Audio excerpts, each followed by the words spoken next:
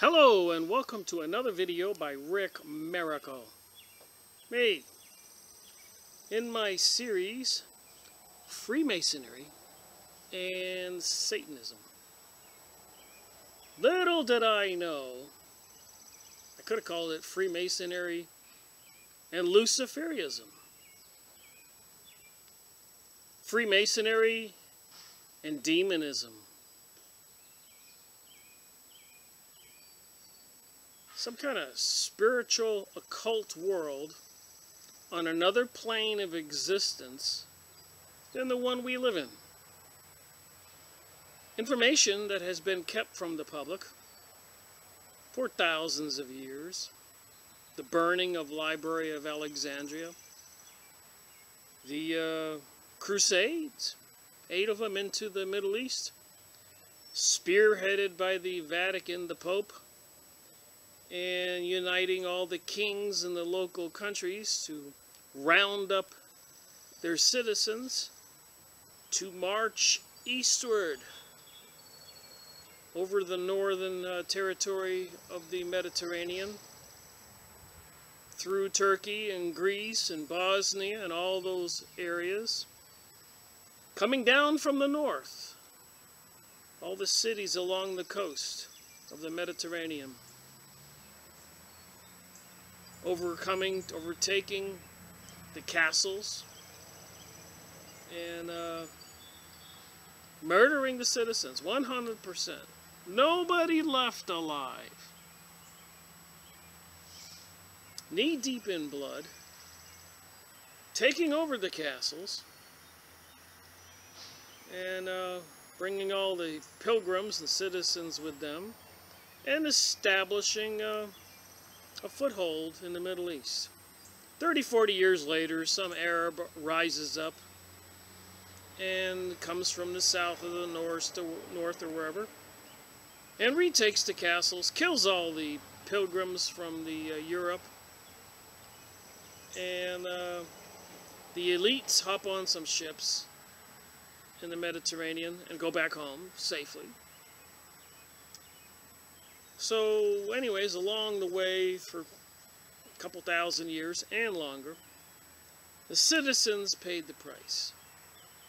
The information was withheld from them. The kings and queens and Pope at the Vatican and pharaohs and Caesars and all these leaders believed that they were divine beings or being instructed what to do by divine beings, whether it be dreams, visions, ghosts or entities telling them what to do. Very interesting conversation. What do people believe? With that said, I'm going to continue with this book. The name alone should say something serious. The Secret Doctrine. Helena Blavatsky, who went to India, Tibet, China, that area, and studied the Eastern religion. Remember, China, one of its major symbols is the dragon, which is a reptile, which is a serpent, and similar symbols in India and the area. And their philosophies were different than the European Christian philosophies. And of course, Jesus was born in the Jerusalem area, Nazarene, and that religion spread westward and towards the north and threatened the power of the Pope and the Vatican. So in, I think, 344 AD after Christ, they adopted the Christian religion. They had a huge hearing, big meeting with all the powerful elites, and negotiated a deal as what would become the new religion and the new belief, calling it Christianity, with Jesus as the Savior. And a lot of people these days, again, as I keep saying, don't want to believe there's a God, don't believe there's a life after death.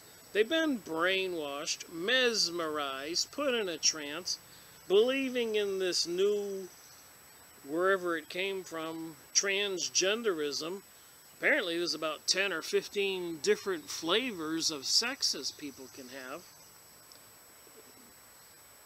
It's not just man and woman anymore. Different kinds of operations and androgynous and Lord knows what. It's quite bizarre, I must say. Normalcy is out the window, but bizarre is in. Down is up and up is down.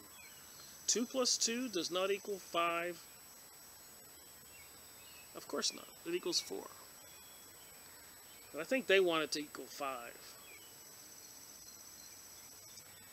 So anyways, reading this and these other books I've been doing with the Nazism and the occult, the Rosicrucian and the teachings from the master to the adepts, psychic research, morals and dogma, Albert Pike, and of course this, all the terminologies in these books and the quest and the goal and stuff they're searching for seems to be the same. So with that said, I'll start reading and of course adding my commentary.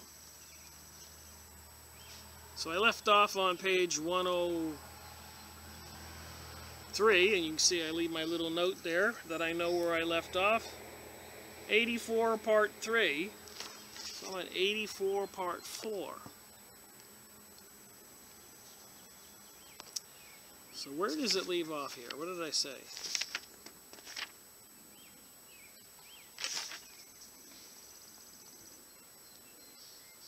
Mystically, these divine beings are connected with the karma, the law of retribution, for they are the recorders or the annualists who impress on the invisible tablets of the astral light the great picture gallery of eternity, a faithful record of every act and every thought of man, and all that was, is, or ever will be in the phenomenal universe.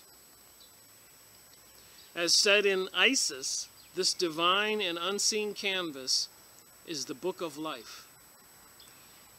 As it is the Lipaka who project into objectivity from the passive universal mind the ideal plan of the universe, upon which the builders reconstruct the cosmos after every pralaya. It is they who stand parallel to the 7 angels of the presence, whom the Christians recognize as the 7 planetary spirits. Well, as a Christian, I'm not really aware of 7 planetary spirits, or the spirits of the stars, for thus it is they who are the direct amunesses of the eternal ideation, or, as called by Plato, the divine thought. The eternal record is no fantastic dream, for we meet with the same record in the world of gross matter. The eternal record. A shadow never falls upon a wall without leaving thereupon a permanent trace, which might be made visible by resorting to proper processes, says Dr. Draper. The portraits of our friends, or landscape views, may be hidden on the sensitive surface from the eyes, but they are ready to make their appearance as soon as proper developers are resorted to. The specter is concealed on a silver or glassy surface until, by our necromancy, we make it come forth into the visible world. So I suppose that would be developing a film picture. Upon the walls of our primitive apartments, where we think the eye of intrusion is altogether shut out, and our retirement can never be profaned, there exist the vestiges of all our acts, silhouettes, or whatever we have done. So I guess there's a record of everything you and I and anybody else has done, even when we are at home with our door locked and windows closed. Doctors Jevons and Babbage believe that every thought, displacing the particles of the brain and setting them in motion, scatters them throughout the universe. And they think that each particle of existing matter must be a register of all that has happened.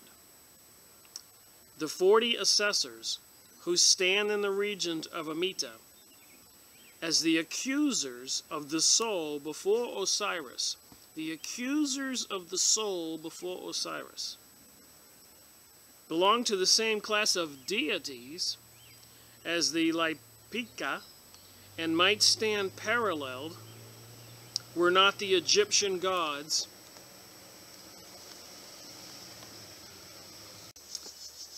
so little understood in their esoteric meaning. The Hindu Chitragupta, who reads out of the account of every soul's life from his register, called Agra Sanhina, the assessors, who read theirs from the heart of the defunct, which becomes an open book before whether Yama, Minos, Osiris, or Karma, are also many copies of and variants from the Laipika and their astral records. Nevertheless, the Laipika are not deities connected with death, but with life eternal. Connected as the Laipika are with the destiny of every man and the birth of every child, whose life is already traced in the astral light. Not fantastically, but only because the future, like the past, is ever alive in the present. They may be said to exercise an influence on the science of horoscopy. I'm not reading everything, just my highlighted portions. One of the modern adepts of astrology, now that photography has revealed to us the chemical influence of the sidereal system, by fixing on the sensitized plate of the apparatus millions of stars and planets that heretofore baffled the efforts of the most powerful telescopes to discover them. It becomes easier to understand how our solar system can, at the birth of a child, influence his brain, virgin of any impression, in a definite manner and according to the presence of the zenith of such or another zodiacal constellation. So they say that when you're born, the particular constellation in the sky or the configuration of the moon and planets and everything else puts an impression upon us, upon our birth, because our brains are virgins of any impression. So again, I'm not trying to teach this stuff or believe this stuff is real from my intuitive estimation. About a third of it's real and 2/3 of it's deception. Alright, continue page 106. Now remember, the reason I'm doing this is it's apparently the Theophist Society, which has an office next door to the United Nations. The United Nations has a meditation room. Of course, meditation is associated with yoga. And it's all connected with this particular occult teaching. It says the words here, which are in Albert Pike's Morals and Dogma, the Bible for the Scottish Rite Freemasons, and all the other lodges and temples and secret mystery school of Babylon, including the Illuminati, Zionism, Jesuits, and witchcraft, Kabbalah. So it might behoove us to take a peek at their thinking of their cosmology or their religion. Alright, the primordial 7, so I guess primordial would become something very ancient, before anything was evolved, primordial. The first 7 breaths of the dragon of wisdom, that's what it says here, produced in their turn from their holy circumgyrating breaths the fiery whirlwind. I kid you not, that's what it says.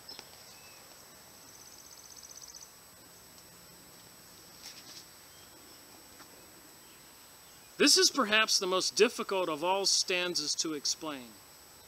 Its language is comprehensible only to him who is thoroughly versed in the Eastern, that would be the Oriental, allegory and its purposely obscure phraseology. So the phraseology, the words, are purposely obscured, so people won't understand them. The question will surely be asked, do the occultists believe in all these builders, the Laipika and the Sons of Light, as entities, or are they merely imaginaries? To this the answer is given as plainly. After due allowance for the imagery of the personified powers, we must admit the existence of these entities if we would not reject the existence of the spiritual humanity within physical mankind. For the host of these sons of light and the mind-born sons of the first manifested ray of the unknown all are the very root of spiritual man. Unless we want to believe the unphilosophical dogma of a specially created soul for every human birth, a fresh supply of these pouring in daily, such sense Adam, we have to admit the occult teachings. So they don't want to admit a specially created soul for every human birth.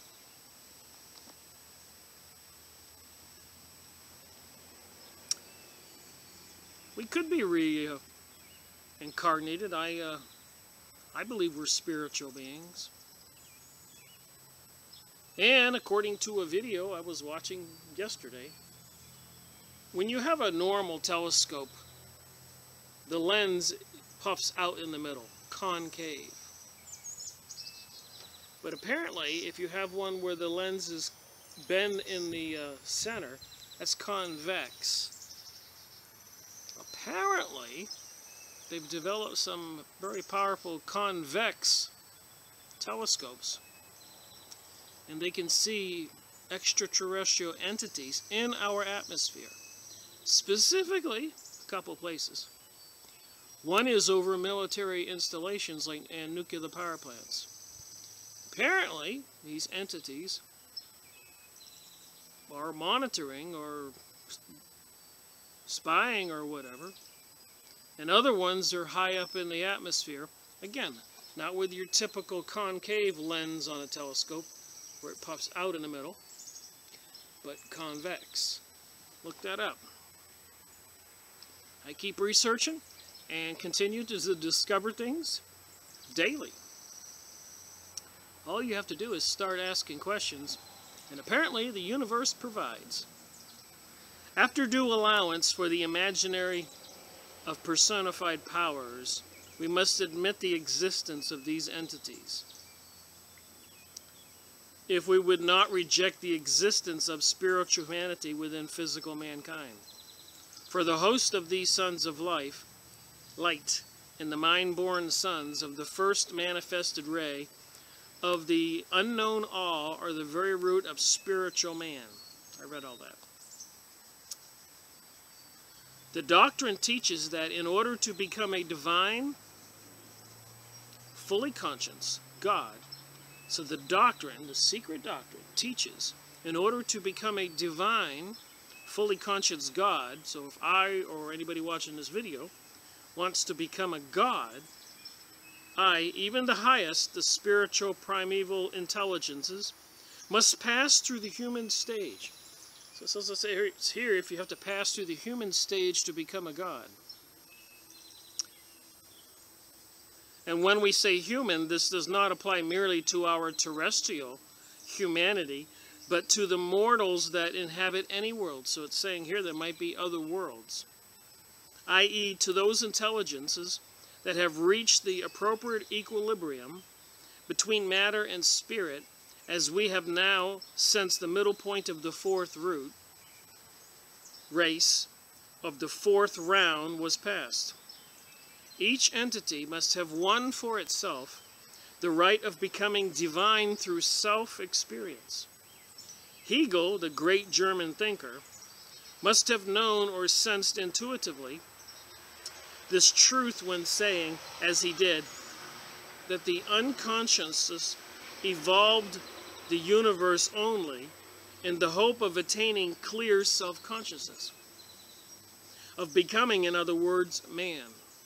For this is also the secret meaning of the usual Puranic phrase about Brahma, being constantly moved by the desire to create. This explains also the hidden Kabbalistic, here we go, Kabbalah, meaning of the saying, the breath becomes a stone, the stone a plant an animal a man a spirit, and a spirit God. So it evolves that way, according to the Kabbalistic saying, the breath becomes a stone. The stone becomes a plant. The plant becomes an animal. The animal becomes a man becomes the spirit, and the spirit becomes a god.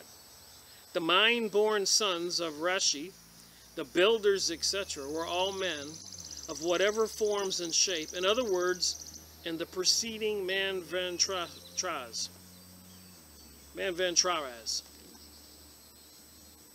This subject being so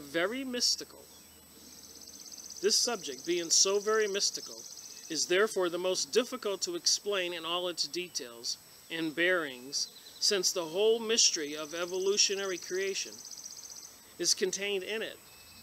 A sentence or two in it vividly recalls a mind similar ones in the Kabbalah and the phraseology of the king psalmist, as both when speaking of God, show him making the wind his messengers and his ministers a flaming fire. So the king psalmist, as both when speaking of God, show him making the wind his messenger and his ministers a flaming fire. The fiery wind is the incandescent cosmic dust, which only follows magnetically, as the iron filings follow the magnet, the directing thought of the creative forces. Yet this cosmic dust, the directing thought of the creative forces, yet this cosmic dust is something more. For every atom in the universe has the potentiality of self-consciousness in it, and is, like the monads of Leibniz, a universe in itself and for itself. It is an atom and an angel. So they're saying every atom is a universe into itself, and every atom is an angel, according to this teaching. In this connection, it should be noted that one of the luminaries of the modern evolutionist school, Mr. A.R. Wallace, when discussing the inadequacy of the natural selection as the sole factor in the development of physical man, practically concedes the whole point here discussed. He holds that evolution of man was directed and furthered by superior intelligences. He holds that the evolution of man was directed and furthered by superior intelligences. Well, I would say, yeah, but maybe call him God. Didn't God have angels? So isn't there another spiritual plane with spiritual beings? I don't argue with that. But I do argue with these people having all these secret mystery school and organizations like the Freemasons. We're under threat of death. They can't share this information. And they're plotting and scheming to bring about a new age and a new world order. Eliminating a good portion of the population, microchipping the rest to bring about some return of a golden age. But once the operation of these intelligences is admitted in one place, it is only logical deduction to extend it still further. No hard and fast line can be drawn. All right, moving on. Page 107, stanza 5. They make of him the messenger of their will. Does you become Fohat, the swift son of the divine sons, whose sons are the Lipika, runs circular errands. He is the steed.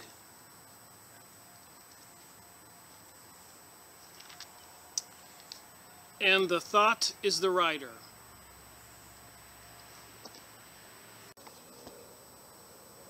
He passes like lightning through the fiery clouds, takes 3 and 5 and 7 strides through the 7 regions above and the 7 below.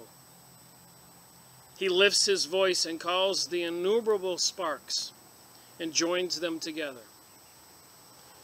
This shows the primordial 7 using their Vihan, vehicle, or the manifested subject, which becomes the symbol of the power directing it. Fohat called in consequence the messenger of their will, the fiery whirlwind. Dizyu becomes Fohat. Dizyu is the one real magical knowledge, or occult wisdom, which, dealing with eternal truths and primal causes, becomes almost omnipotent when applied in the right direction. Its antithesis is Dizumai, that which deals with illusions and false appearances only, as in our esoteric modern sciences. In this case, Dizyu is the expression of the collective wisdom of the Dhyana Buddhas. As the reader is supposed not to be acquainted with the Dhyana Buddha, it is as well to say at once that according to the Orientalists, there are 5 Dhalyanas who are the celestial Buddhas, of whom the human Buddhas, bugs out here today, are the manifestation in the world of form and matter. Esoterically, however, the Dhyana Buddhas are 7, of whom 5 only have heretofore manifested, and 2 are to come in the 6th and 7th root races. So they say we're in the 4th root race right now. So they are, so to speak, the eternal prototypes of the Buddhas, mosquitoes, who appear on this earth, each of whom has his particular divine prototype. Remember, this is a Theophist society. The New Age, the religion of the New Age, apparently the guiding light of the United Nations, part of this New Age religion coming to a neighborhood near you. Might behoove us to kind of see what it says.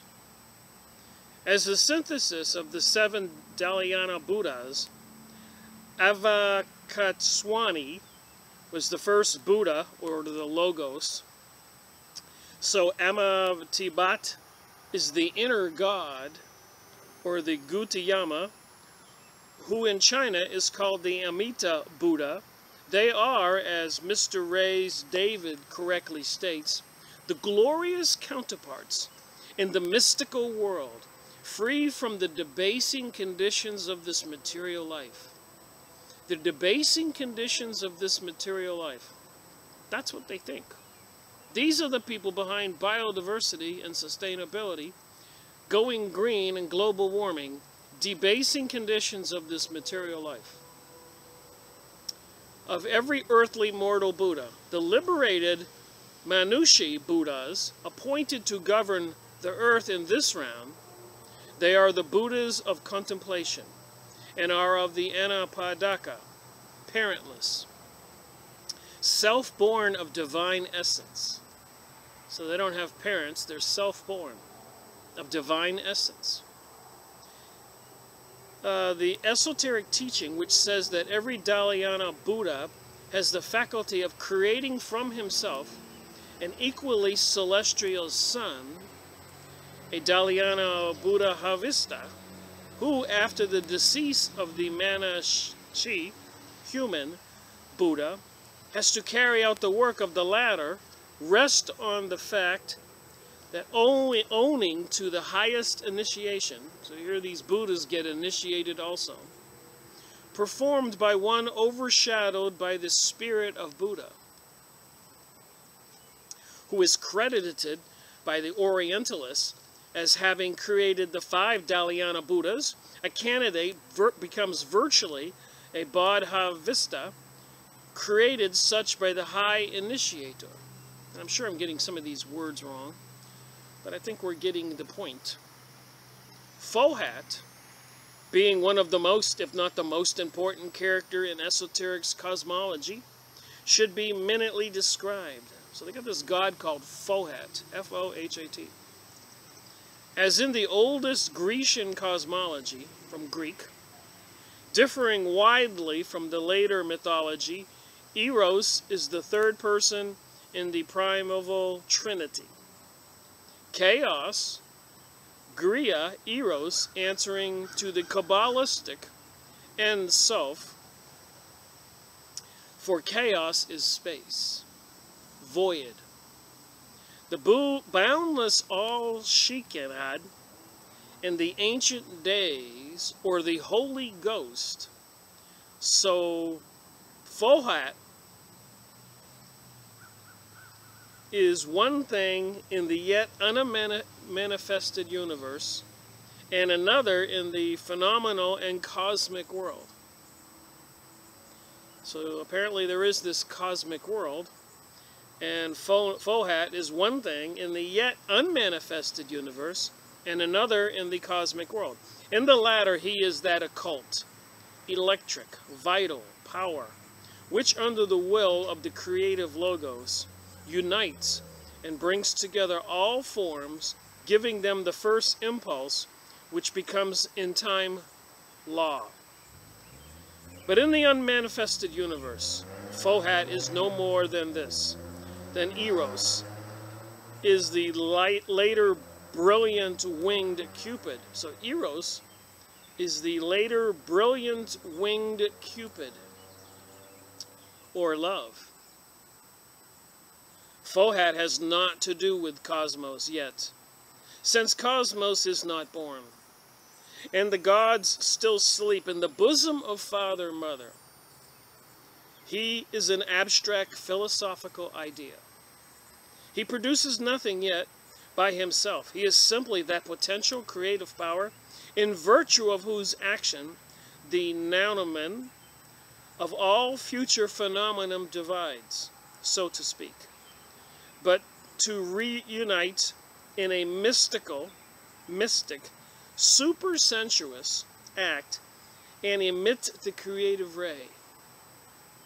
When the divine sun breaks forth, then Fohat becomes the propelling force, the active power which causes the one to become the two and three on the cosmic plane of manifestation. The triple, one differentiates into the many, and then Fohat is transformed into that force, which brings together the elemental atoms and makes them aggregate and combine. We find an echo of this primeval teaching, In the early Greek mythology, Erebus and Nux are born out of chaos, and under the action of Eros, give birth in their turn to Ether and Hermana, the light of the superior and the light of the inferior, or the terrestrial regions. Darkness generates light. Will, or desire to create. The doctrine, that desire, is the principle of creation. Fohat is closely related to the one life. From the unknown one, the infinite totality, the manifested one, or the periodical manvanteric deity, emanates, and this is the universal mind, which separated from its foundation source, fountain source, is the demiurges, or the creative logos, of the Western Kabbalists, and the four-faced Brahma of the Hindu religion. Well, I don't know about other people, but this is not what I learned in Christian school, public school, college, or any other education. But apparently it is part of this New Age religion that the mystery school of Babylon masters and initiates, Freemasons, Illuminati, Rosicrucians, etc., all the cults, under threat of death, are not obligated or allowed to tell us. Why? What's this Fohat up to? Simultaneously with the evolution of the universal mind, the concealed wisdom of Adi Buddha, the one supreme and eternal, manifests itself as Avalokiteshvara. I kid you not. It's that long of a word. Or manifested Iswara, which is the Osiris of the Egyptians. Least we forget the big threat in the Middle East now is ISIS, that's Osiris' wife, and their son was Horus, which is the all-seeing eye on the US dollar bill. So people don't think this has anything to do with our reality, are seriously mistaken. The heavenly man of the Hermetic philosopher, here you go, the Hermetics, the Logos of the Platonists, and the Atma of the Vendeans, by the action of the manifested wisdom, or Mahat, representative by these innumerable centers of spiritual energy in the cosmos, the reflection of the universal mind, which is cosmic ideation, and the intellectual force accompanying such ideation becomes objectively the Fohat of the Buddhist esoteric philosopher. Fohat, running along the 7 principles of Akasha, acts upon manifested substance, or the one element, as declared above, and by differentiating it into various centers of energy, sets in motion the law of cosmic evolution, which, in obedience to the ideation of the universal mind, brings into existence all the various states of being in the manifested solar system. Wow! Did you know that? I didn't know this. Is it true? What's false? The solar system brought into existence by these agencies consists of 7 principles, like everything else within these centers, such as the teaching of the trans-Himalayan exoterism. Himalayan. A lot of mystery there, which we will be talking about. It's been in Nexus magazine, lots of books, caves, ancient people, tall blondes, alien-looking creatures. Fohat, then, is the personified electric vital power, the transcendental binding unity of all cosmic energies, on the unseen as on the manifested planes. Well, that's a sentence. So apparently there are Instead of dimensions, just think of it as planes. The action of which resembles, on the immense scale, that of a living force created by will.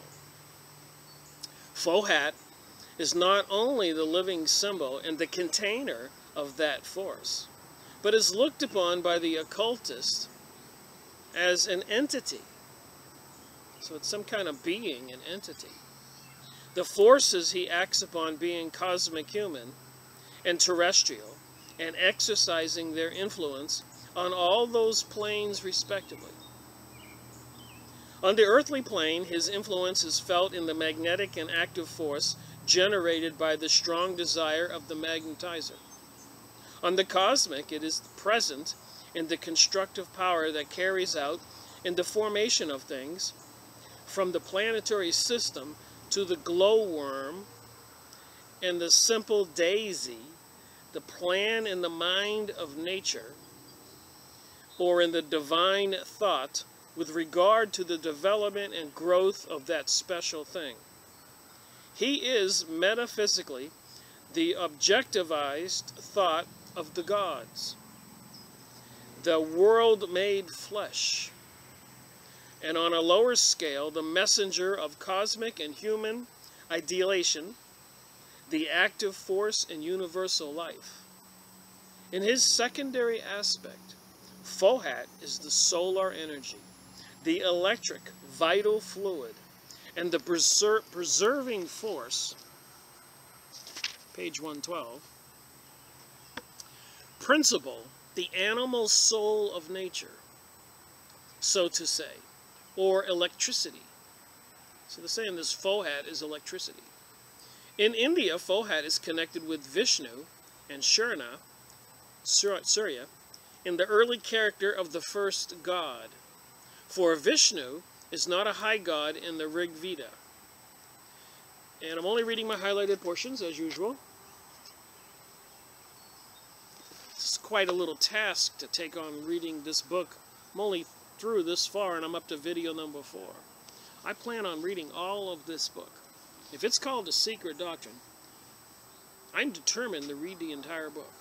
It might take me the rest of this year, but I will get to it and do it.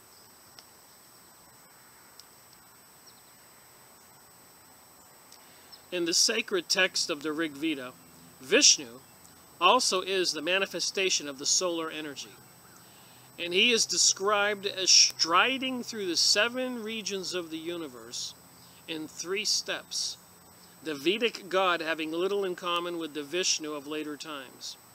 The 3 and 7 strides referred to the 7 spheres inhabited by man of the esoteric doctrine, as well as the 7 regions of the earth. The 7 worlds or spheres of our planetary chain are distinctly referred to in the esoteric Hindu scriptures. The 3 strides of the Vishnu through the 7 regions of the universe of the Rig Veda has been variously explained by commentators as meaning fire, lightning, and the sun, cosmically, and as having been taken in the earth, the atmosphere, and the sky. Esoteric philosophy alone explains it clearly, and the Zohar, that would be a Jewish book, laid it down philosophically and comprehensively. I do have a couple copies of the Zohar. We will be going over that. It is said and plainly demonstrated therein in the beginning the Elohim, that'd be some kind of spiritual beings, were called Echad. One, or the deity, is one in many, a very simple idea in a pantheistic conception, multi-gods, and in the philosophical sense, of course. Then came the change. Jehovah is Elohim. So Elohim are these spiritual beings, and now Jehovah is now Elohim. So when they're worshiping Jehovah, they're worshiping these multiple spiritual beings, thus unifying the multiplicity and taking the first steps towards monotheism. Now to the query, to the question. How is Jehovah Elohim? The answer is by 3 steps. From below. The meaning is plain. They are all symbols and emblematic, mutually and collectively. The spirit, soul, and body, man, of the circle transformed into spirit, the soul of the world, and its body on earth. He or it is transformed by the evolution into the one in many, and the Dhyana Buddhas, or the Elohim, again the Ashapens, his third step being taken into generation of the flesh, or man, and from man, the Jehovah, male, female, inner divine entity becomes, in the metaphysical plane, once more, the Elohim. The Kabbalistic idea is identical with the esotericism of the archaic period. This esotericism is the common property of all and belongs neither to the Aryan fifth race nor to any of its numerous subraces. It cannot be claimed by the Tenarians, so-called the Egyptians, Chinese, Chaldeans, nor any of the 7 divisions of the 5th root race, but really belongs to the 3rd and 4th root races, whose descendants we find this in the seed of the 5th and earlier Aryans. The circle with every nation, the symbol of the unknown. The circle was with every nation, the symbol of the unknown. Boundless space. The abstract garb of an ever-present abstraction. The incognizable deity. It represents limitless time in eternity. The Zorana Arcana is also the boundless circle of the unknown time, from which circle issues a radiant light, or the universal sun, or Asmad. And the latter is identical with Cronus in his Elolian form, that of a circle. For the circle is star, or Saros, or cycle, and was the Babylonian god whose circular horizon was the visible symbol of the invisible, while the sun was the one circle from which proceeded the cosmic orbs, and of which he was considered the leader. I think I'll take a break. All right, continuing on. It's another day, June 2nd, 2016, Thursday. There's some strange things going on in the world. Just when you think they can't get stranger. We all are aware of CERN, the collider, located on the Swiss-French border in Geneva, with the statue of Shiva, the goddess of destruction, out front, 666 in the logo. That Shiva-type dance those folk at CERN put on, you can find on the internet.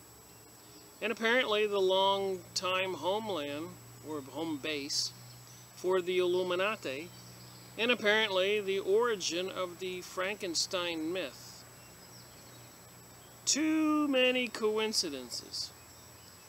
So anyways, there's all this talk about ascension, ascending. And the evolution, the world evolving.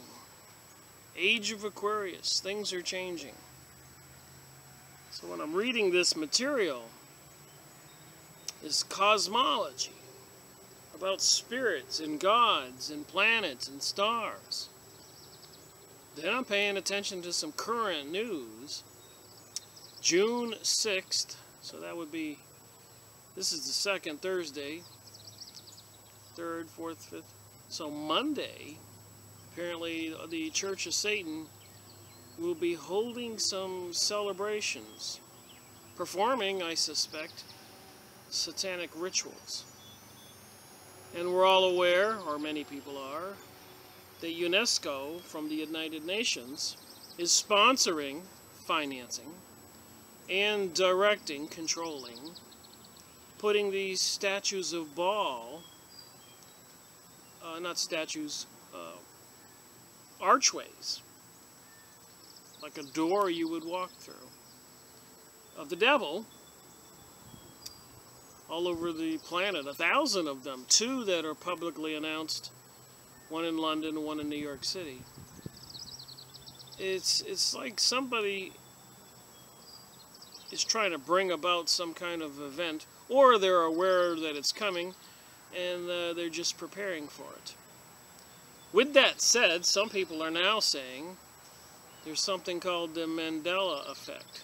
I've been looking into it, and I think there's a couple astonishing pieces of evidence that it's hard to argue with. What it is apparently there is this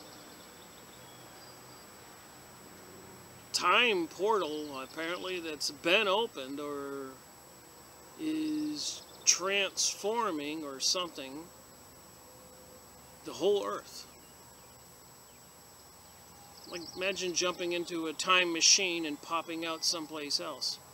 Like we've gone over with the, interestingly enough, in the Philadelphia experiment, the videos I went over, the books I read, the underground facility in Romania, the Transylvania Sunrise book I went over,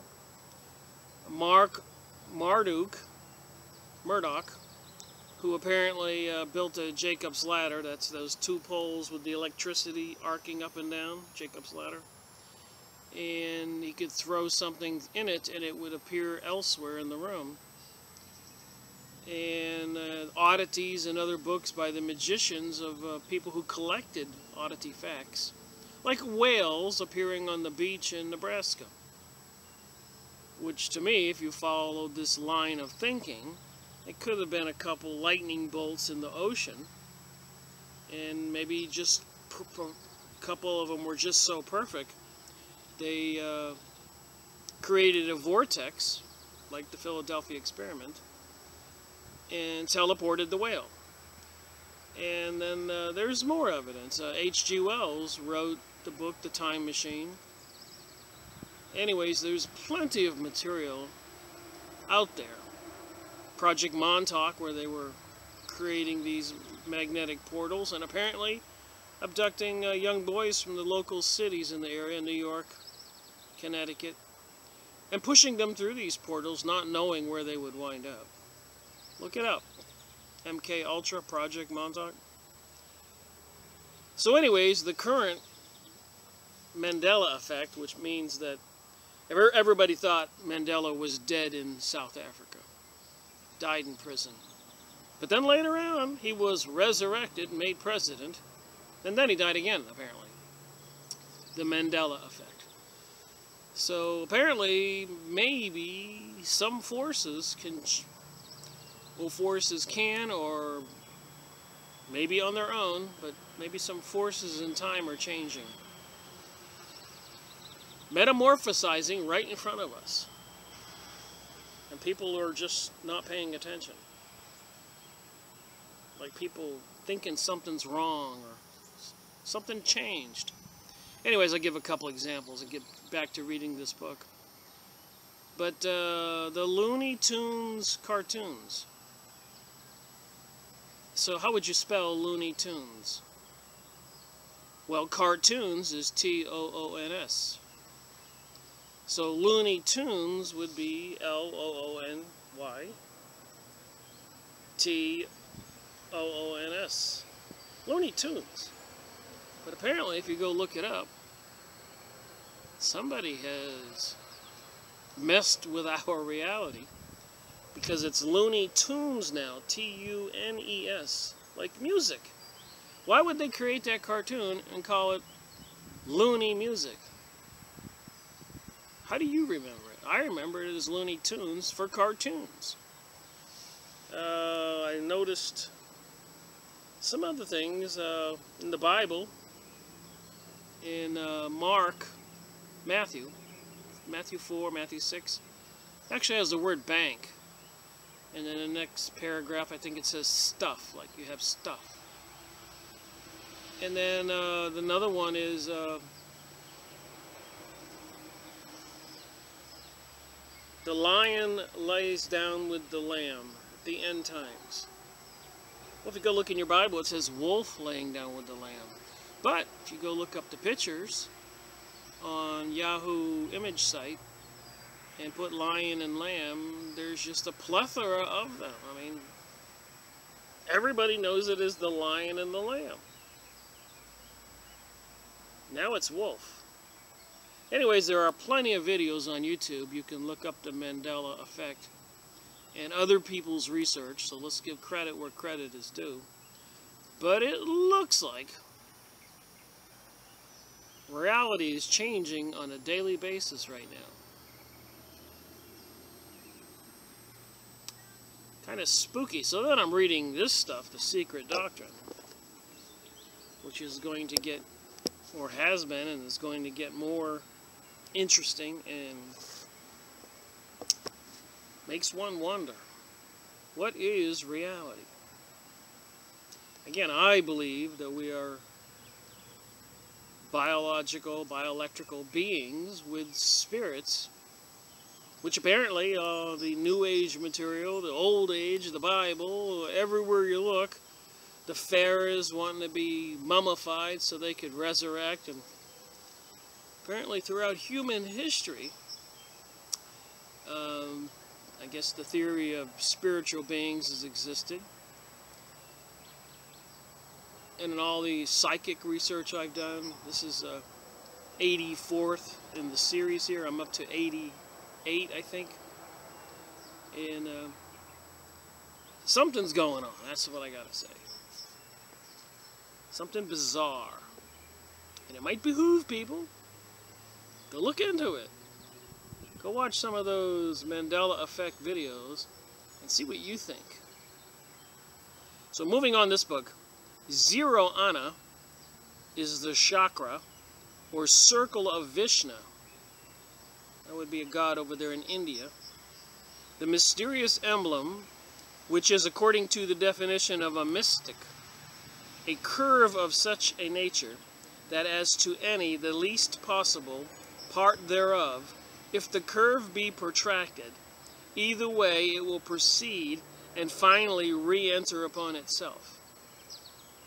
No better definition could thus be given of the natural symbol of the evident nature of deity, which having its circumference everywhere and boundless, and has therefore its central point also everywhere, in other words, is in every point of the universe. The invisible deity is thus also the Dayon Chohans, or the Rishis, the primitive 7 and the 9 without, and 10 including their synthetical unit, from which it steps into man. The reader will understand why, while the trans-Himalayan chakra has inscribed within it a triangle lined, square line star with a dot, where my finger is there,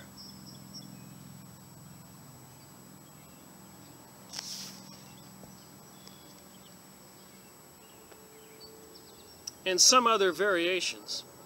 The Kabbalistic circle, so the Kabbalah material I keep talking about that's tied to this cosmology of the Freemasons, of the Illuminati, of the Kabbalists, and all the other mystery cults of Babylon, gateway to the gods, including witchcraft. I'm sure the Jesuit priest, Rosicrucians, all the other cults that are into magic and witchcraft and secrets they want to keep from the rest of us. So the Kabbalistic circle of the Elohim, the spirits, reveals when the letters of the word Elohim or Elohim are numerically read. So apparently this is some kind of magic. If you read these words numerically,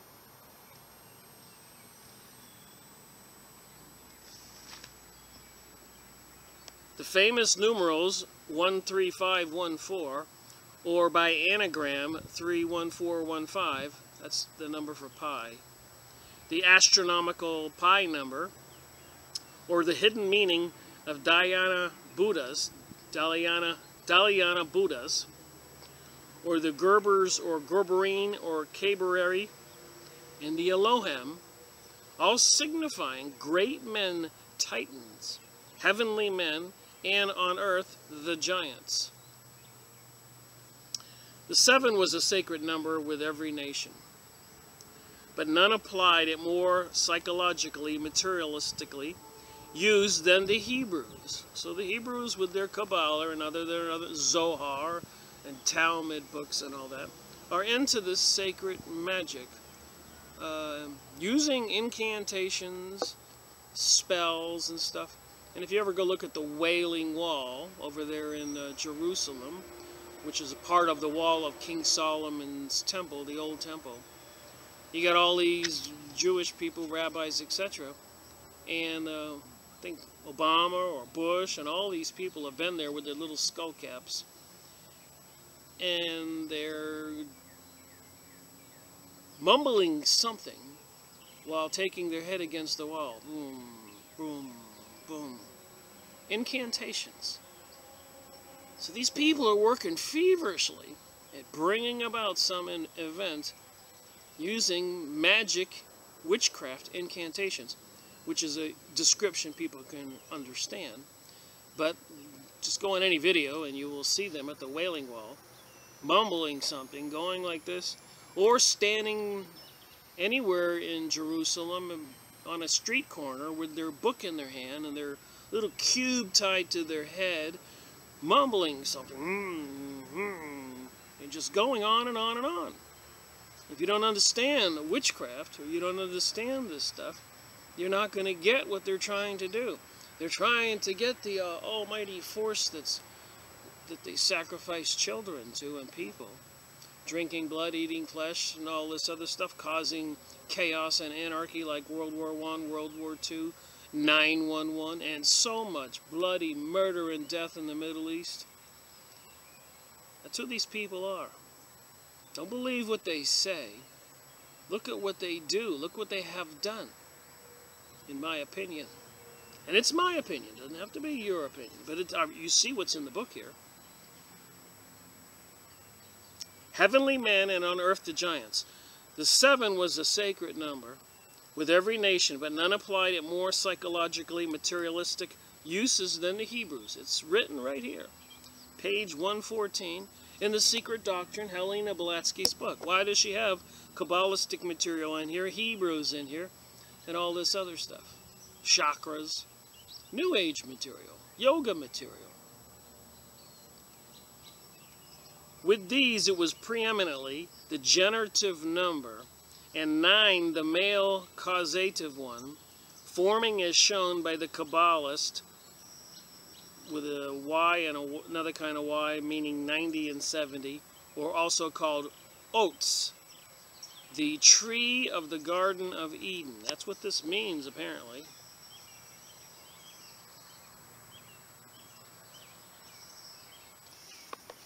I just read and report, and I've read a lot of books, so I mean, I can understand a little bit here, I think, for it to raise some concern for me. The tree of the Garden of Eden, which is in the Bible. Remember the snake told Eve to eat the apple, and she said, no, God said don't eat that. I'll die. And he says, no, you won't die. God knows you won't die. So she ate the apple, and then Adam and Eve were banned from the garden. And some winged cherubim, we've gone over those pictures, creatures like humans with wings were supposed to guard the gates to the Garden of Eden so they couldn't come back through to eat from the tree of life after they had eaten from the tree of knowledge. And Gnostics, which this material is based on, the religion of the pagans, many gods, Gnostic means knowledge. You start picking up on this stuff. The double hermaphoric rod of the fourth race, hermaphrodite, hermaphrodite, however you say it. Whereas with the, I'll show you the word so you can maybe pronounce it yourself.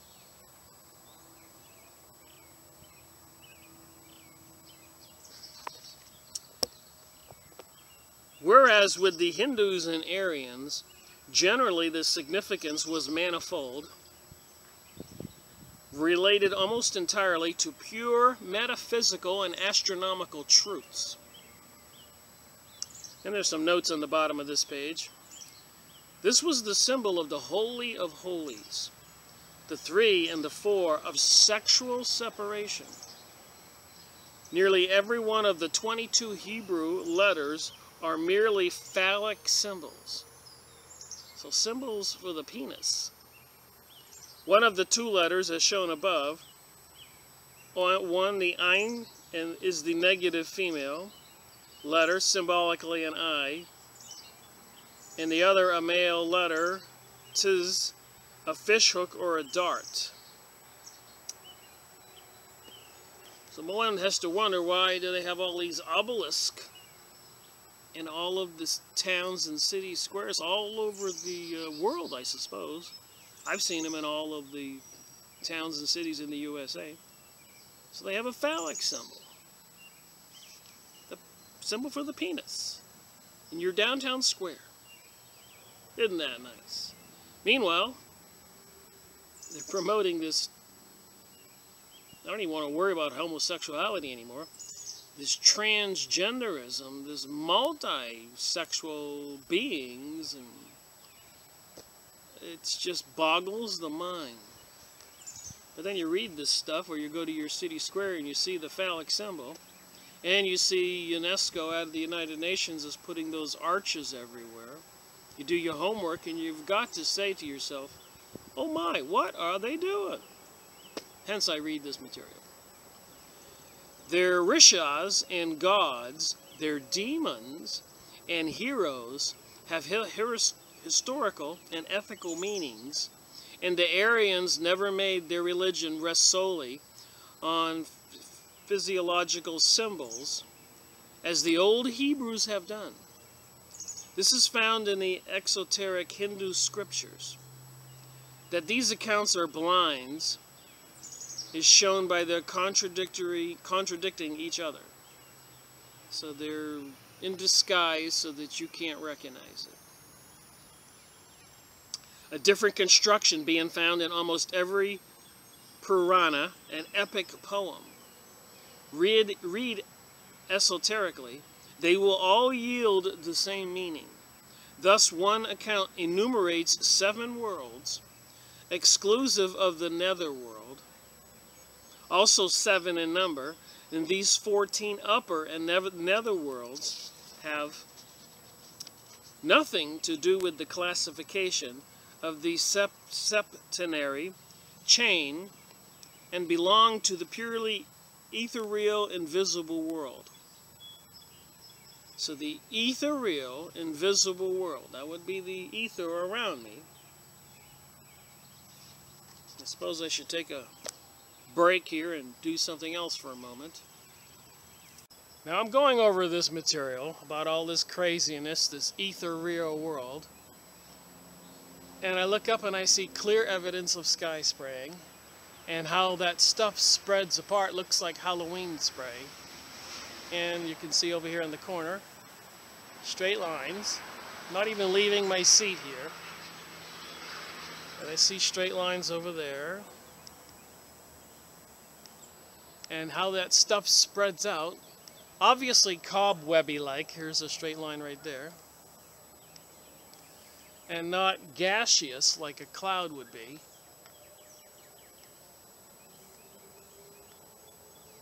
So anyways, here I am reading this stuff, talking about the Mandela effect. Things seem to be changing in our reality. Things you think you knew are now different. And if you go check out the videos on YouTube, you're going to see many examples. People are finding new ones every day. Apparently the whole Matrix, call the world an animated world, a big software program. Apparently it's changing, And does that sky spraying, heavy metals in the sky, HARP microwave transmitters, satellites in space, CERN, arches of Baal all over the place, even statue of the devil with one hand up and one below, with little children looking up at the horned demon. They wanted to put it in a state building in Oklahoma, but now I think it's sitting in Detroit. And then, of course, the Shiva demonic dances by Beyonce and Madonna, Gaga, and Katy Perry, football halftime shows, Grammys, Emmys, Olympic openings. Somebody's doing some kind of ritual like an Indiana Jones movie, but they're doing it worldwide to bring about some gigantic magical effect. And then I'm reading this stuff, and I notice the sky spraying, clearly evident. Clearly not vapor, gaseous, round, puffy. Stringy, like skywriting when they write letters in the sky. You can see it falls apart like strings. I think it's all tied together. Movies like Hunger Games, Divergent. One video I watched today, the people explaining the Mandela effect say, and there's been pictures of this and stuff, that the one Earth is going to metamorphosize into two Earths. The one was one, and it's just going to split in two. And apparently, people have chosen, those who are awake, are going to go with the one world, and the others are going to stay in the old world.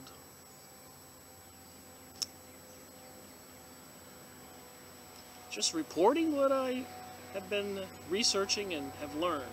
True or not? Who's to say? Some of it appears real, but interesting it is.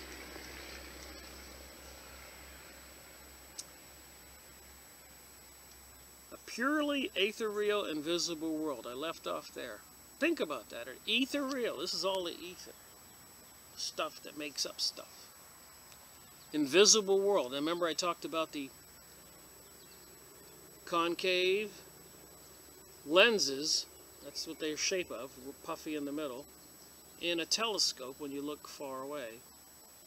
And apparently when you make them convex, instead of puffy round this way, convex this way, they're able to see some kind of spiritual beings with these telescopes, and have been noticing them. They call them orbs and other kinds of things, particularly over military sites and nuclear power plants and stuff like that. Interesting? I keep putting the pieces of the puzzle together, and then I read this stuff. Another enumeration calls the seven worlds: earth, sky, heaven, and middle region. Place of birth, mansion of the blessed, and abode of truth, placing the sons of Brahma in the 6th division, and stating the 5th, or Jana Loka, to be that where animals destroyed in the general conflagration are born again.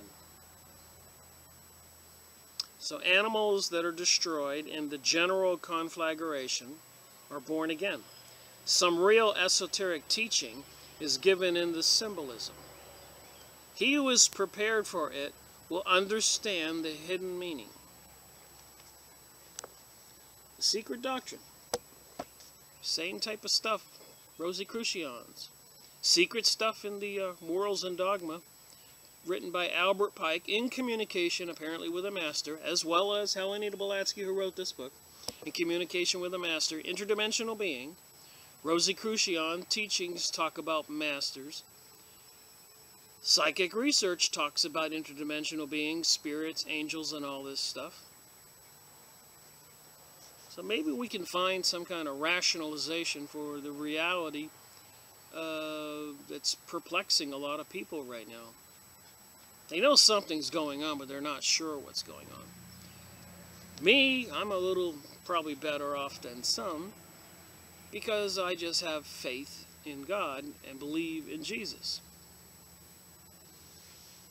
And I think that offers me some comfort. And of course, Rabbi Marvin Antelman wrote the book, To Eliminate the Opate, that it means your belief in God that gives you comfort, that's opate. They don't want you to have that faith, that comfort. They want you to be in fear. They want me to be in fear. I'm not going to give it to them. When it's my time to leave this planet, I'm out of here. Who is there to ascertain the difference in that motion? I'm reading the highlighted notes that explain the stuff above. I read everything when I read these books, and I read it slow and I try to think about it. Everything in nature has to be judged by analogy. Though the highest deities, archangels, and Dhyana Buddhas, who are unable to penetrate the mysteries, too far beyond our planetary system, in the visible cosmos, yet there were great seers and prophets in olden times who were enabled to perceive the mystery of breath and motion, retrospectively, where the systems of worlds were at rest and plunged into their periodical sleep. Page 117. The deity becomes a whirlwind. So would a whirlwind also become a vortex? They are also called rota. Rota is a vortex. The moving wheels of the celestial orbs participating in the world's creation. And again, I'm not advocating this stuff is true.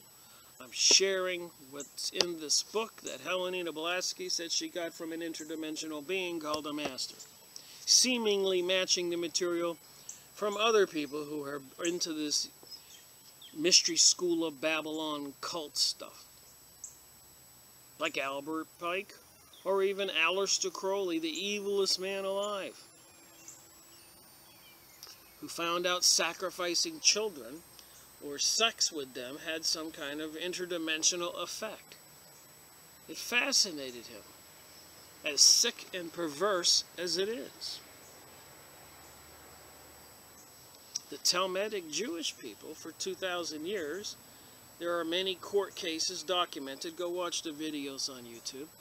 There are pictures and all that of abducting young little boys, 4 or 5 years old, 3 years old, putting long needles into them so they squirt out blood that they collect in cups, pinchers and stuff on them, burning them, whatever, to increase the pain and suffering and agony and screaming, not wanting the child to die too quickly. Some kind of satanic ritual. And let's not just pick on the Talmudic Jews, the Illuminati, as reported by Arizona Wilder and David Icke video you can go watch. The Illuminati raised children from certain families to be participants in these satanic rituals where they sacrifice a human being, drink the blood, and viciously attack the flesh and eat it, and apparently they metamorphosize, they change, into some kind of reptilian beings, snouts and all, and the leader's called the Pindar. Please don't believe anything I say. Take some notes and go look it up. If you're like me, when you go look it up, you're going to find more than you want to know on the subject. The Mayans, the movie that came out recently, lopping off the head, tossing it down the steps. The body. Witchcraft, internet stories, people telling, and websites of they drive around in a van. Some people from the Witch's Coven, or they pay somebody to get them somebody. And they abduct somebody right off the street, put them in the van, take them to a remote location, and have a satanic sacrifice. This has been going on all over the world. There's something sinister connecting the two worlds about it. American Indians, Hopis, Peruvians, using different kinds of vines or herbs, peyote, and the shamans in Europe and Asia, to go into trances to travel to the other dimension. They were like doctors for the tribe. And they would come back with cures or solutions to problems for the tribe from information they got from the other side. The deity becomes a whirlwind, page 117. They are called rota, the moving wheels of the celestial orbs, participating in world's creation. When the meaning refers to the animating principle of the stars and planets, for in the Kabbalah, they are representative by the Orpheum, the angels of the spheres and stars, of which they are the informing souls. This law of vortical movement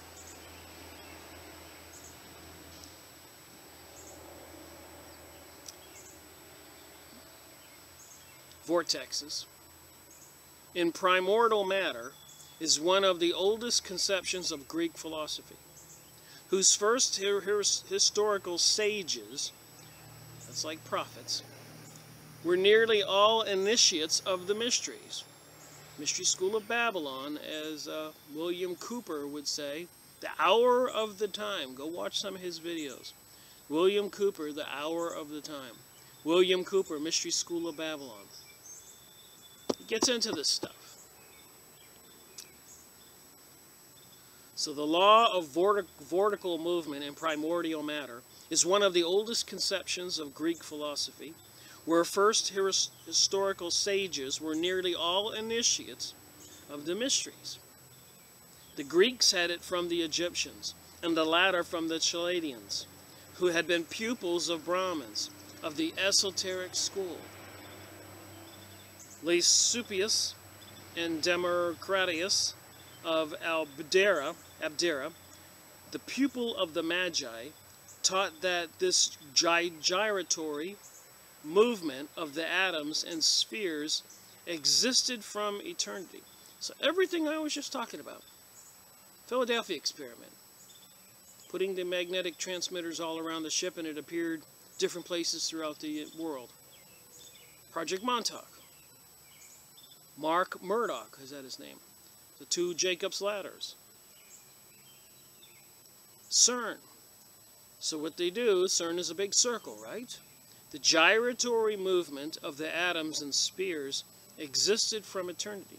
So are they creating some gigantic vortex? The whole planet supposedly is spinning.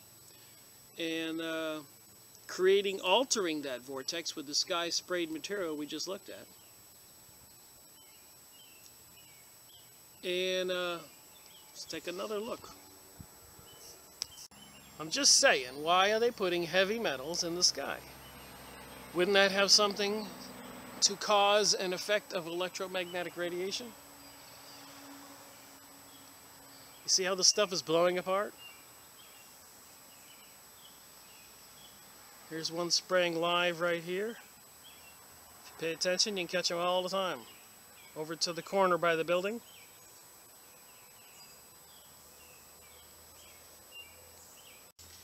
So when we talk about this stuff in this book here, and we think about the heavy metals being sprayed, and sometimes you see ripples in it and all that, electromagnetic radiation, you just wonder if somebody's not performing some huge,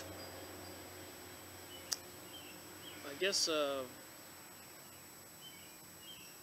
magic effect. Gyratory movement of the atoms and spheres existed from eternity. This stuff's been documented throughout history. It's right here. Hetius, Heraclitus, Encephalus, Pythagoras, and all his pupils taught the rotation of the earth. Again, a vortex. And Aryabhatta of India, Asterachus, Seleucus, and Archimedes calculated its revolution as scientifically as the astronomers do now. while the theory of elemental vortexes was known by Anaxagoras and maintained by him 500 years before Christ, or nearly 2,000 years before it was taken up by Galileo, Descartes, Swedenborg, and finally, with slight modifications, by Sir W. Thomson. See his book, I guess, Vortical Atoms. So are they mixing magic with science? Mystery School of Babylon, studying the mysteries, the Kabbalah. Are they trying to birth another planet by taking Earth and splitting it into 2 planets? Not that it breaks in half, it just, the molecules and atoms separate in a kind of different kinds of density.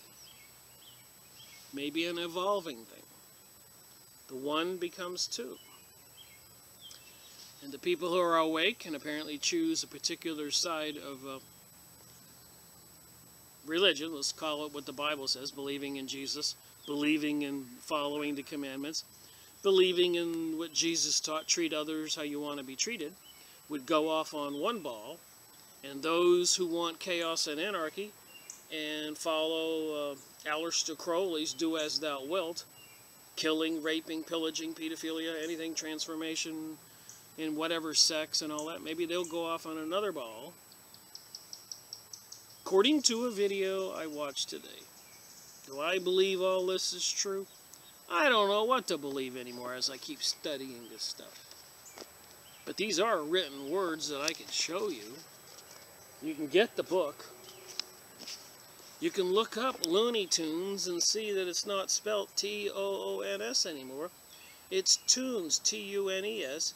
Why would they have loony music when it's for cartoons? And that's just one example. If you go look up that Mandela effect research on by many other people. I've just recently come across it. I was seeing it a couple times, like the flat earth theory. And I just scratched my head and I go, man, I got a headache enough from what I'm studying. I don't need more. But apparently, the matrix we live in is changing at an ever-increasing rate. I remind us that June 6th, next Monday, is 6/6/2016, construed as 666, I guess. And the Church of Satan are supposed to have rituals in many cities, maybe all over the world. And the funny thing is, in those cities, they're going to take out a map and pick out 5 locations like a 5-pointed star, 1, 2, 3, 4, 5, in the shape of a pentagram, which is a witch's symbol, magic, and have people at those 5 different points doing the Church of Satan celebrated ritual on 6/6/2016. Why, I might ask? They announced this too, by the way. They're coming out of the closet without any doubt about it. That statue of the devil they wanted to put in the Oklahoma State House. Then they had the grand opening in Detroit, and all those people showed up like a freak show with the coming out of that statue of the guy with the horns and the 2 little children. And then publicly with the arches of Baal, the gateway, with symbols on it, magic again, 1,000 of them all over the world, and CERN. And then you read here, the law of vortical movement in primordial matter is one of the oldest conceptions of Greek philosophy. And it was taught by this gyratory movement of the atoms and spheres existed from eternity.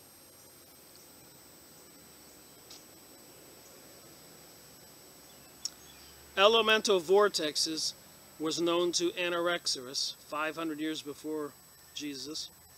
So here's my notes on the bottom here. The doctrine of the rotation of the earth about an axis is taught by the Pythagorean Heterus, probably as early as 500 BC. It was also taught by his pupil, Encepius and Heraclitus, a pupil of Plato. The immobility of the sun and the orbital rotation of the Earth were shown by Asterischius of Samos as early as 281 BC, but to be suppositions accordant with facts of observation. The heliocentric theory was taught about 150 BC by Seleucus of Seleucia on the Tigris, I guess that's the Tigris River. It was taught 500 BC by Pythagoras. The spherically of the earth was distinctly taught by Aristotle, who appeared for proof to the figure of the earth's shadow on the moon in eclipse. These views seem to have been lost from knowledge for more than 1,000 years.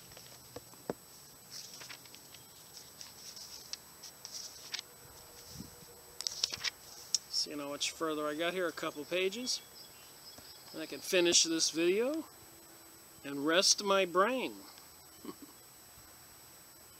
By the 6 directions of space, it is meant that the double triangle, the junction and blending together of pure spirit and matter of the Arupa and Rupa, of which the triangles are the symbol, here we go.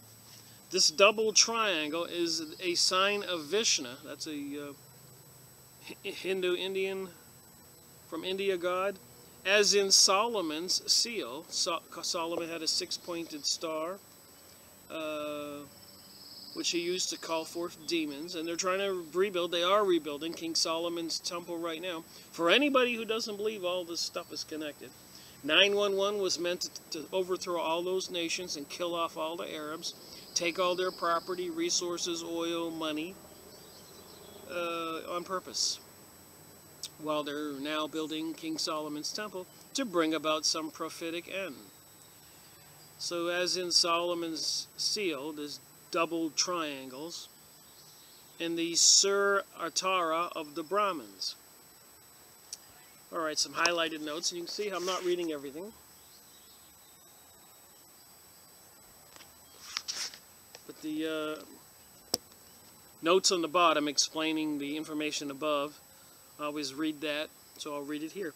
That Swedenborg, who could not possibly have known anything of the esoteric ideas of Buddhism, came independently near the occult teaching in his general conceptions, is shown by his essay on the vortical theory. So, can they create things like Jacob's Ladder or those transmitters on the ship Eldridge in the Philadelphia experiment, or the time portals at Project Montauk, or all those strange things popping out of the air all over the world recorded for thousands of years? Some effects of some vortexes in electromagnetic energies. What's that got to do with the Mandela effect if it's really happening?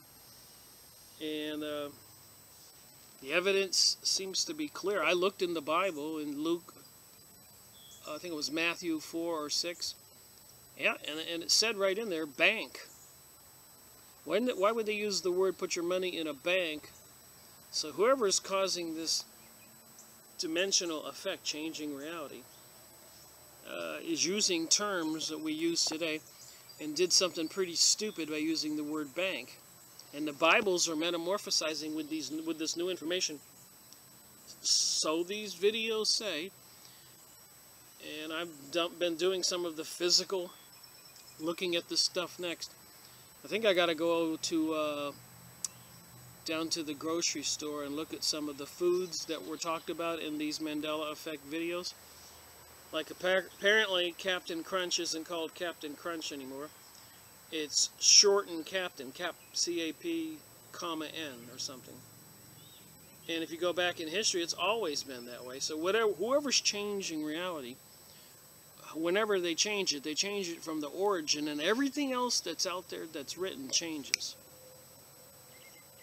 And you say, Rick, that's crazy. Well, we're talking about spirits and triangle and vortexes and all this stuff in the religion of the Freemasons and the Theosophist Society, the Illuminati, Zionists, Jesuits, all these people who are keeping secrets from the rest of us. Hence is why I'm doing this series on these particular books right now. Apparently, magic is real. And they can go back and change history.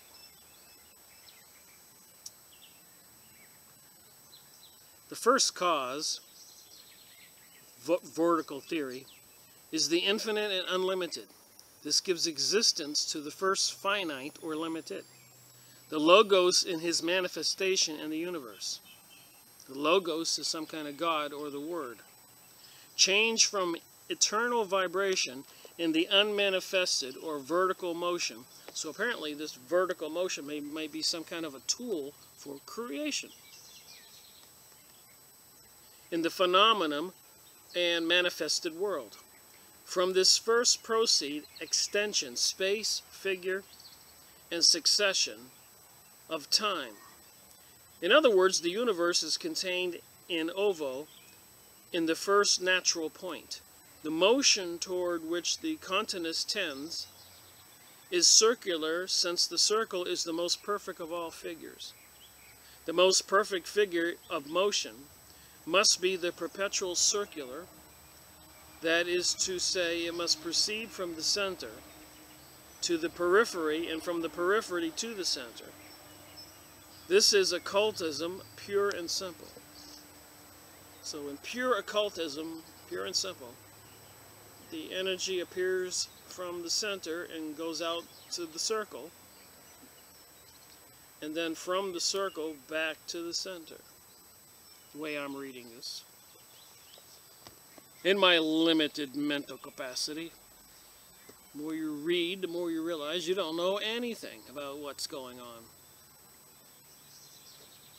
But that's supposed to be a good sign that you're learning something, when you find out you don't know anything. So they say. The sixth principle in man, Buddhi, and divine soul, through a mere breath in our conceptions, is still something material when compared to with divine spirit, Atma, and of which is the carrier or vehicle. Fohat, in his capacity of divine love, they call this God, some kind of God, Fohat, F-O-H-A-T, believe it or not, is divine love, Eros, the electric power of affinity and sympathy, is shown allegorically as trying to bring the pure spirit, the ray inseparable from the one absolute, into union with the soul, the two constituting in man the monad, and in nature the first link between the ever unconditioned and the manifested. The first is now the second world of the Leipkidas, has reference to the same. Alright, here we go. More interesting information. Or, as it could be said, more crazy information. The army at each angle is the host of angelic beings, Diane Chohan's, host of angelic beings, appointed to guide and watch over each respective region from the beginning to the end of Mat Vertara. So I guess that would be creation until the end of creation, Manvantara. They are the mystic watchers of the Christian Kabbalists and alchemists, and relate symbolically as well as cosmogonically to the numerical systems of the universe. The numbers with which these celestial beings are connected are extremely difficult to explain, as each number refers to several groups of distinct ideas according to the particular group of angels which it is intended to represent. Herein lies the nodus in the study of symbology, from which, unable to untie by disentangling it, so many scholars have preferred dealing with Alexandra, as Alexandra dealt with the Gordian knot, hence erroneous conceptions and teachings as a direct result. The first is the second, because the first cannot really be numbered as regarded as the first, as that is the realm of the nomian in its purely manifestation, the threshold to the world of truth, or Sat, through which the direct energy that radiates from the one reality, the nameless deity, reaches us. Here again, the untranslatable term Sat, which means beingness, is likely to lead to an erroneous conception, since that which is manifested cannot be Sat, but is something phenomenal, nor everlasting, nor in truth even sempiternal. It is covial, and,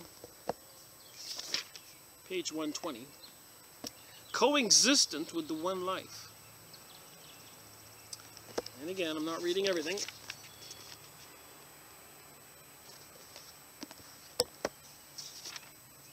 These last 2 pages. And I'll cut this video short. Just a lot of stuff to ponder that these people study that's kept secret, as it says here, secret doctrine. Or the Freemasons, under threat of death, they can't share the information. The divine world, the countless lights lit at the primordial light, the Buddhas, or formless divine souls of the last Arupa, formless world, the sum total in the mysterious language of the old stanza. In the Catechism, the master is made to ask the pupil. So the master is to ask the pupil, "Lift thy head, O Luno. Dost thou see one or countless lights above thee, burning in the dark midnight sky? I sense one flame, O Gordiva. I see countless undetached sparks shining in it. Thou sayest well, and now look around and unto thyself. That light which burns inside thee, dost thou feel it different in any wise from the light that shines in thy brotherly man? It is in no way different, though the prisoner is held in bondage by karma." So the light in everybody is the same, except we're all held prisoner by our own personal karma. I'm translating here. "And through its outer garments delude the ignorant in the saying, thy soul and my soul."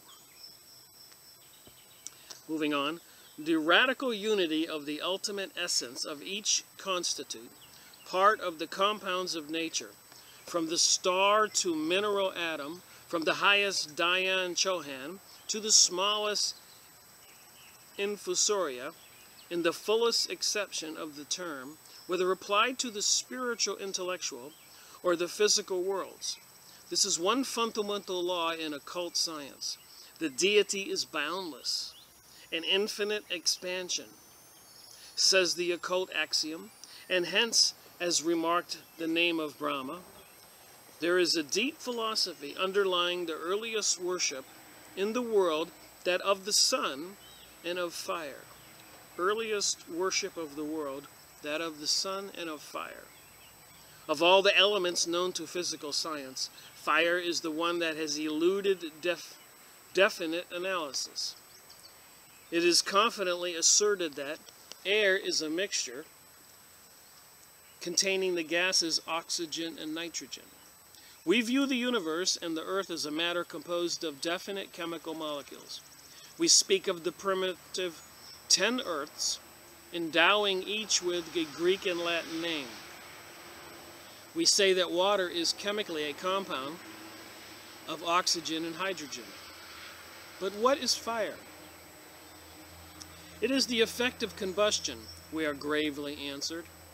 It is heat and light and motion, and a correlation of physical and chemical forces in general. The theological one in Webster's dictionary, which explains fire as the instrument of punishment, and the punishment of the impudent in another state. That water should dry up is to the uninstructed mind a thing wholly intelligible, whereas to the man acquainted with the physical science of liquid state is anomalous and inexplicable. The lighting of a fire by a flame is the great scientific difficulty, Yet few people think so. What says the esoteric teaching with regard to fire? Fire, it says, is the most perfect and unadulterated reflection in heaven as on earth of the one flame. And remember, the symbol, like even the Statue of Liberty, is holding the one flame. And a lot of these occult organizations and Mystery School of Babylon and all these other groups have that one flame. It is life and death, the origin and the end of every material thing.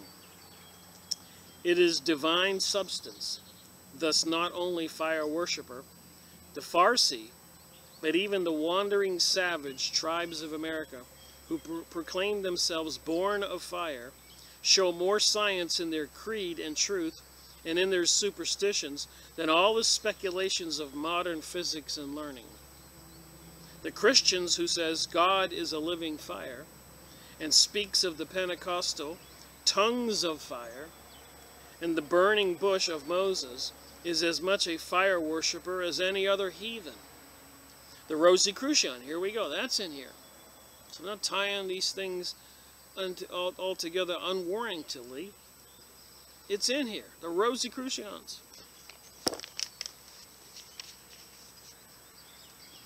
Where my little finger is there.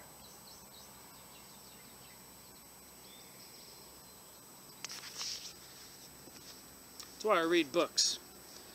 So that at least there's a little credibility to what I'm saying. Not that this stuff is necessarily true, but that it is what they teach.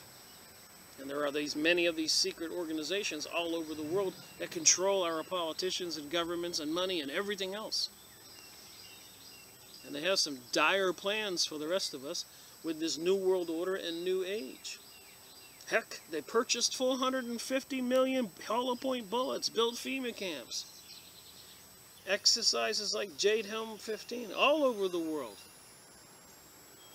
All kinds of plagues they invented in laboratories. They have so many weapons of mass destruction. It's insane. They want to see everybody ascend. So I guess the only way out of your physical body is to have your physical body killed. Then your spirit can ascend. Thank you very much. I think I'll pass. I appreciate God's gift to be on this planet. I suspect a lot of other people do. The Rosicrucians, among all the mystics and Kabbalists, were those who defined fire in the right and most correct way. Procure a 6-penny lamp and keep it only supplied with oil, and you will be able to light at its flame the lamps, candles, and fires of the whole globe without diminishing that flame. So like in the Olympics, they come carrying that flame and they can't let it go out. If the deity, the radical one, is eternal in the infinite substance, the Lord thy God is a consuming fire, and never consumed, then it does not seem reasonable that the occult teaching should be held so unphilosophical when it says, thus were the Arupa and the Rupa worlds formed. From the one light, 7 lights, and from each of the 7, 7 times 7, etc., etc.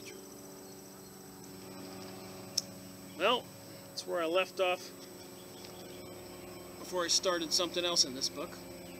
Thank you for watching my video. Thumbs up are appreciated. If you're so inclined, there's a donate button. And leave comments to help me with this research.